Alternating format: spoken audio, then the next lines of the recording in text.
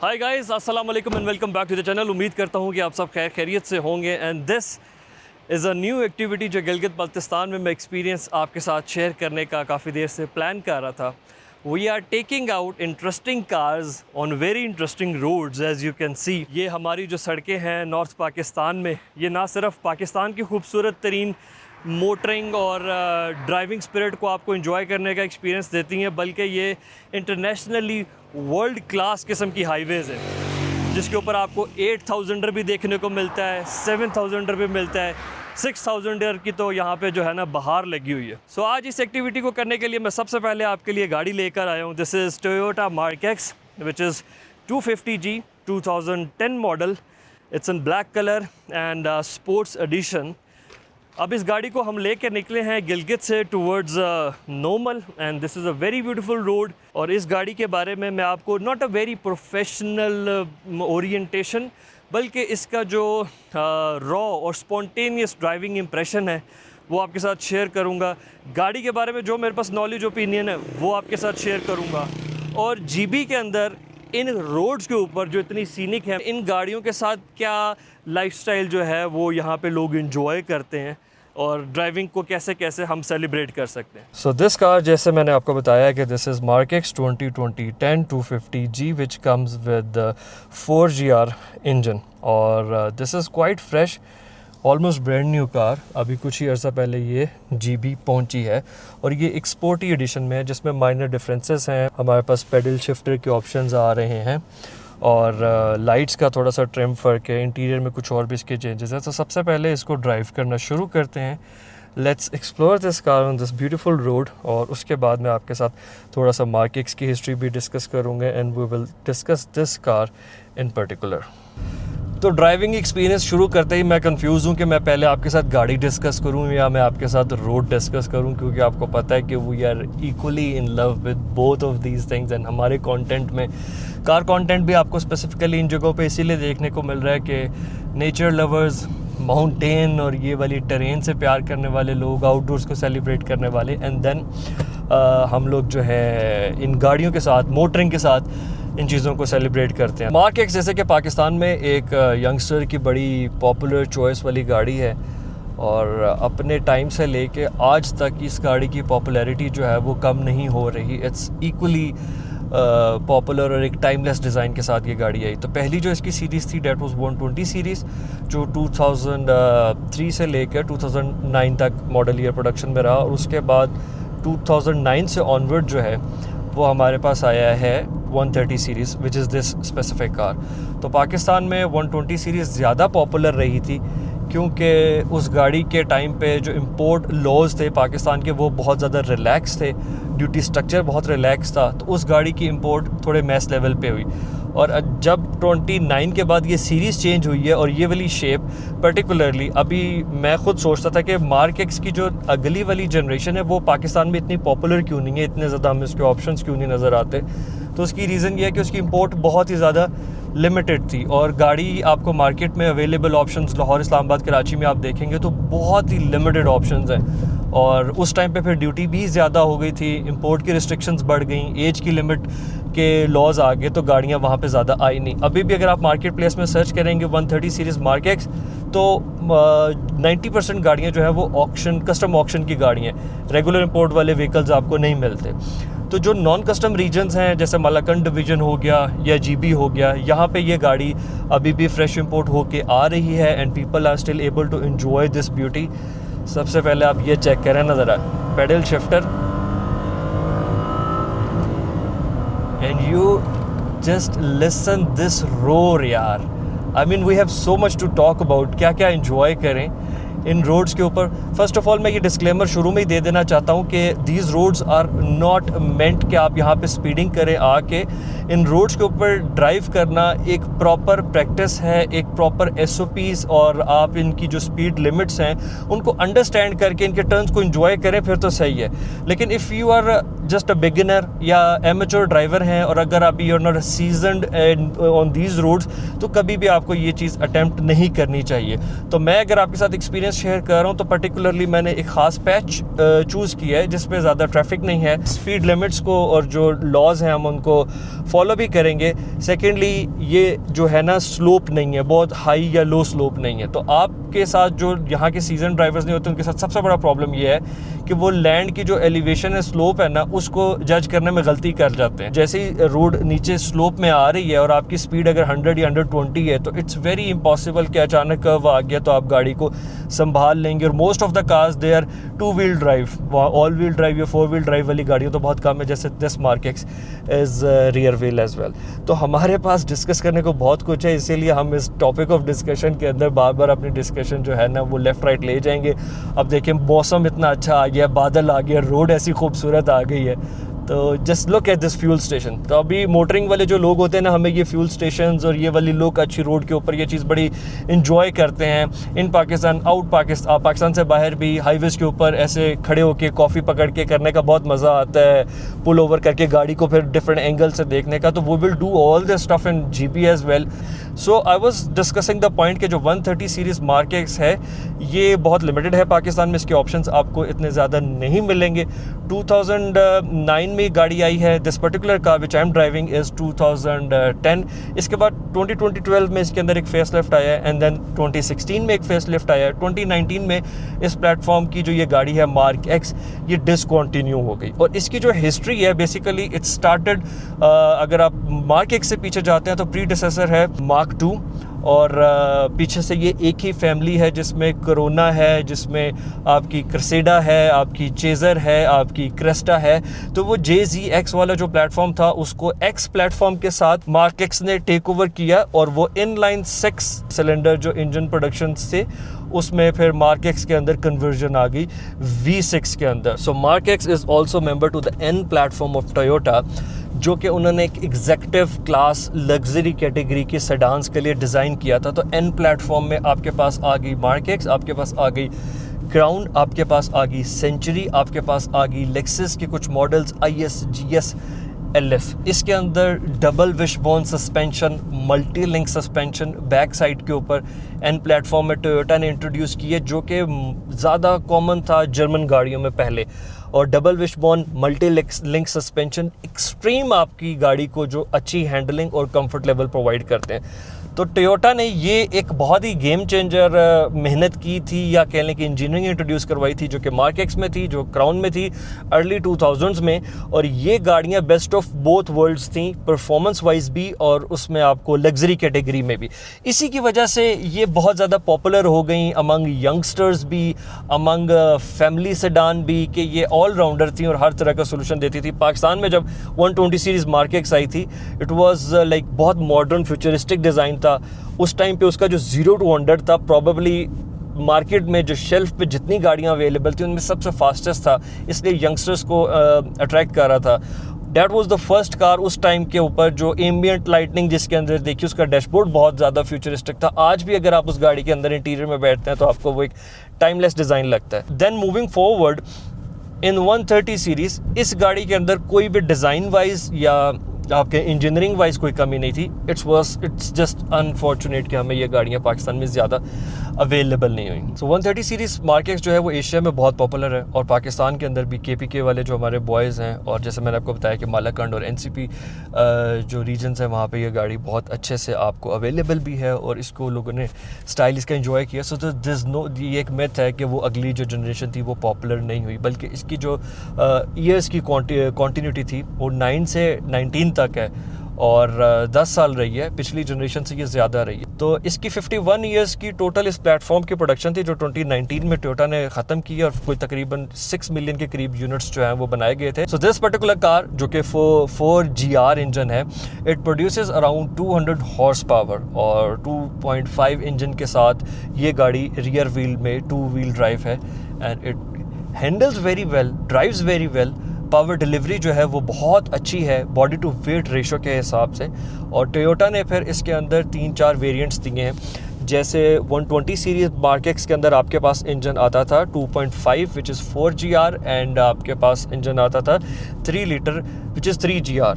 And 120 series में 3.5 litre engine नहीं आया। वो जो लोग 120 सीरीज़ में यूज़ कर रहे हैं वो स्वैप्ड इंजन्स हैं। हमारे पास जो 130 सीरीज़ है ये वाली मार्क एक्स, इसके अंदर आपके पास तीनों साइजेस आए हैं इंजन के। 2.5 विच इज़ 4GR, आपके पास 3 लीटर इंजन आया विच इज़ 3GR, आपके पास 3.5 लीटर इंजन आया विच इज़ 2GR।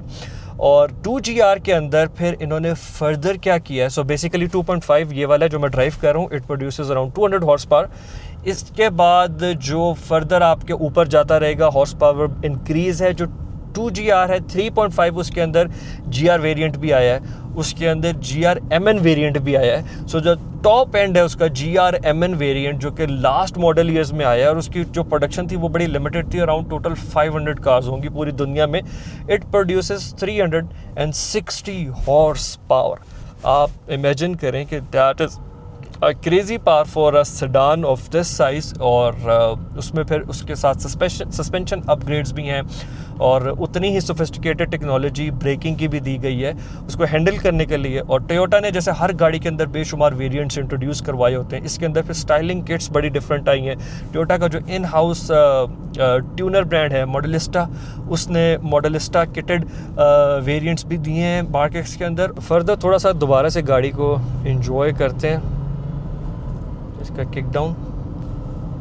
अब ये वो चीज़ है जो खूबसूरती है। आई डोंट नो ये कैमरा आपको किस एंगल से कितना सा कैप्चर करके दिखा सकता है, लेकिन फिर भी कैमरा लेंस हमेशा एक लिमिटेड उसकी एक लिमिटेशन होती है, वो खूबसूरती को उतना डॉक्यूमेंट तो नहीं कर सकता।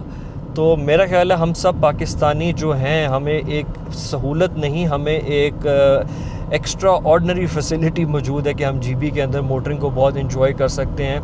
ना सिर्फ कि 4 व्हील ड्राइव बल्कि रियर व्हील और ऑल व्हील ड्राइव भी अच्छे ऑप्शन हैं। So just listen the sound, wow. मैं जब भी KKH से गुजरा करता था तो मैं हमेशा ये सोचता था, oh wow, so car is very quick. बहुत जल्दी ये जो है ना वो 100 का मार्क क्रॉस कर जाती है, and we have to stay in speed limits.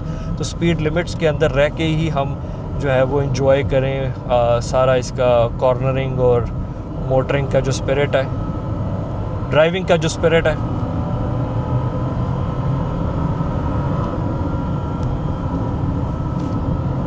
Wow